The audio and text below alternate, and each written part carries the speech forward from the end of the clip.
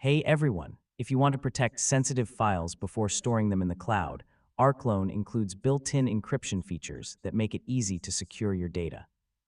In this video, I'll show you how to encrypt files with Rclone from start to finish in 2026.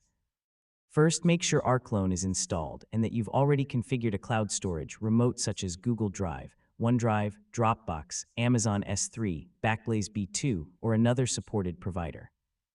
Before enabling encryption, verify that your cloud storage remote is working correctly and that Rclone can access your files without any issues. After that, you'll be prompted to create an encryption password. Choose a strong password that is difficult to guess. This password is required to access your encrypted files later.